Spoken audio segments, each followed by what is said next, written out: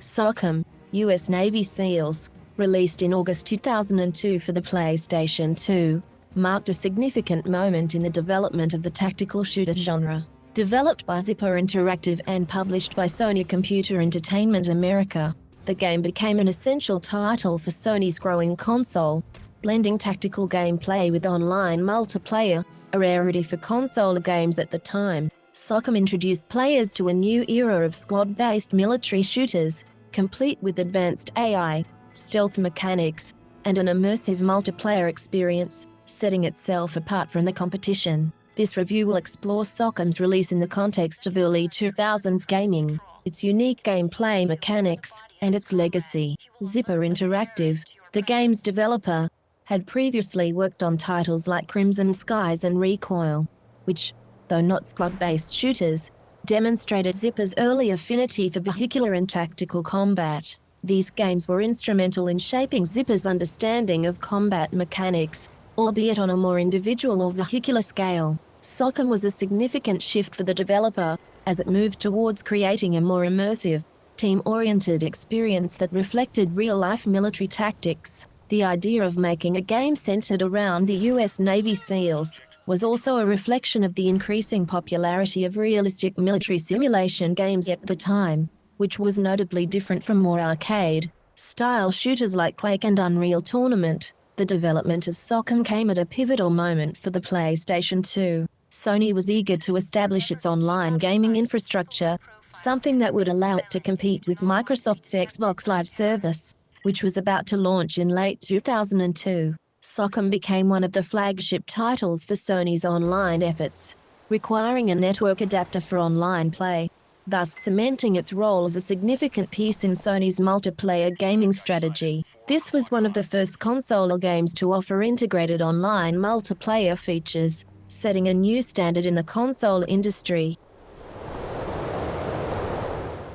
When SOCOM was released, tactical squad-based shooters were already a well-established genre on PCs. Games like Rainbow Six, 1998, and Ghost Recon, 2001, both developed by Red Storm Entertainment, were seen as the gold standard for tactical shooters. These games placed a heavy emphasis on planning, strategy, and teamwork, rather than the run-and-gun gameplay popularized by traditional first-person shooters. However, squad-based shooters were less common on consoles, partly due to the limitations of controllers compared to the precision of a keyboard and mouse setup.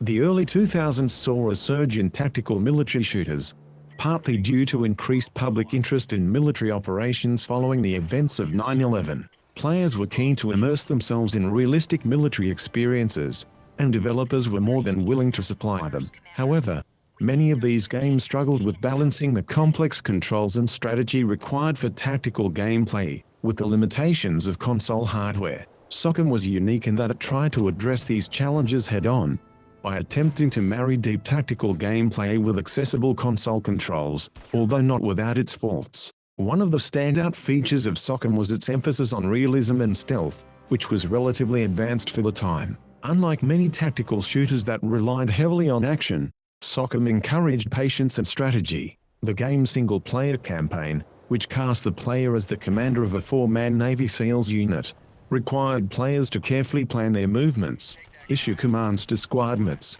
and utilize stealth to avoid detection. This was a departure from the more aggressive gameplay seen in other tactical shooters. SOCOM differentiated itself from other squad-based shooters by introducing a voice command feature, something that was revolutionary in 2002. Using a headset, players could issue voice commands to their squadmates, adding a new layer of immersion and control to the gameplay. The voice commands worked surprisingly well for the time, allowing players to direct their squad with relative ease. This feature was especially significant for a console game, where quick and precise control inputs were more difficult to achieve compared to a mouse and keyboard setup. Communications taken out.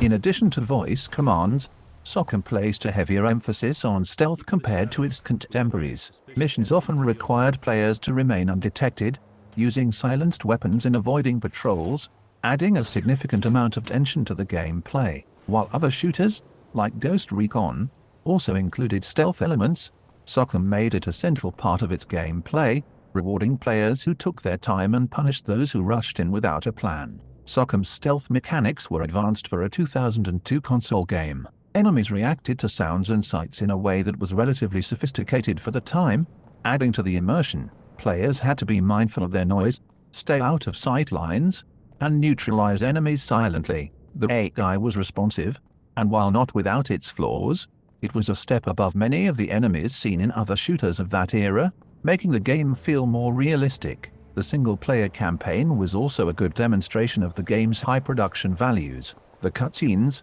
featuring impressive graphics and solid voice acting, added a cinematic quality to the game, helping to immerse players in its world. This level of polish in storytelling was rare for a tactical shooter at the time, where the focus was more often on gameplay than narrative. While SOCOM introduced many innovative features, it was not without its frustrations, particularly with its user interface, UI. The controls were cumbersome at times, especially when it came to issuing commands to squadmates. Although the voice command feature was a novel idea, it wasn't always reliable, and when it failed, players were forced to navigate through menus using the controller, which felt awkward and slow. Many players found the UI frustrating, especially given the complexity of the game's command structure, which would have been better suited to a mouse and keyboard setup. This was an area where SOCOM struggled in comparison to other tactical shooters on consoles, such as the Conflict series. Conflict, Desert Storm, which was also released in 2002,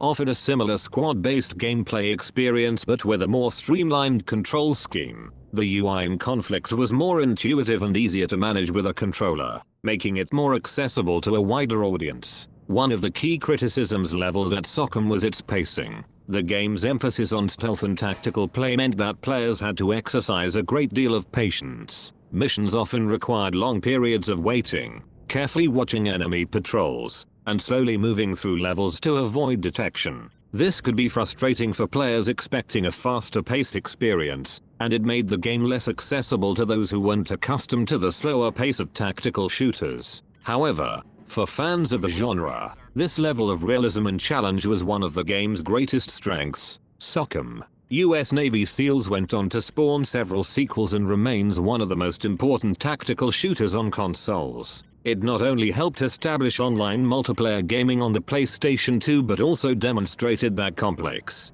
tactical shooters could be successfully adapted to consoles, albeit with some challenges. The game's emphasis on stealth, teamwork, and realism made it stand out in a crowded genre, and its influence can still be felt in modern tactical shooters today. Despite its flaws, particularly in its cumbersome controls and frustrating UI, SOCOM was a groundbreaking title that paved the way for more sophisticated tactical shooters on consoles. Its focus on stealth, patience, and squad-based strategy set a new standard for the genre, and it remains a beloved title for those who appreciate its unique approach to military simulation.